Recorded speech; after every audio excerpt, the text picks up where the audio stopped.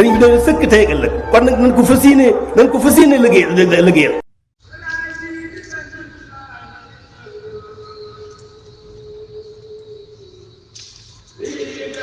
أعوذ بالله من الشيطان الرجيم بسم الله الرحمن الرحيم الحمد لله رب العالمين والصلاة والسلام على أشرف المرسلين سيدنا ومولانا محمد وعلى آله وصحبه وسلم تسليما mbokk yi seen yóbbalu bis bi ak ndongali Cheikh Ndiaye Gana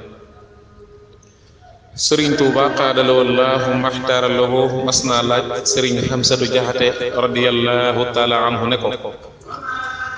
tawwil lana umrana saxix lana badana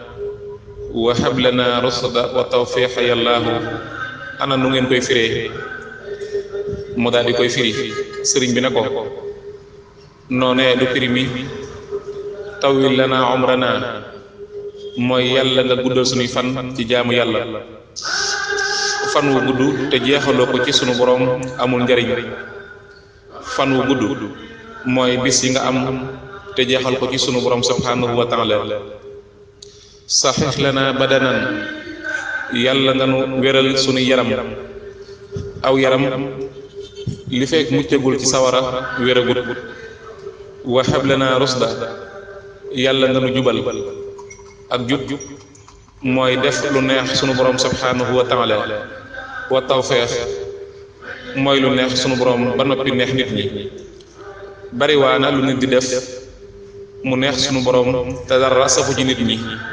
siw na sëriñ Tuuba xaadala wallaahu maxtaara lahu mas naa laaj mag ñi ndax xam ngeen àdduna ñu ne ko déedéet sëriñ bi ne leen àdduna mooy bu ñu nee diw bàyyeekoo na fi ñu di ko waajal nga jóg ñëw ca kër ga la muy fekk ca wana wa ñu di ko waajal loolaay àdduna xëy na yaram wa lay wax ka ñu ne bàyyeekoo na fi boo demee doo ko fa fekk jëmm joojee nga fa fekk ñu di ko waajal kenn soxlaatu ko kenn du ko fat kenn du ko denc fenn suul rek ka cay mujj loolu mooy àdduna wér na nag daf nay xamal ne àdduna bi ñu nekk bu amee njariñam bariwul kon nañu fi sax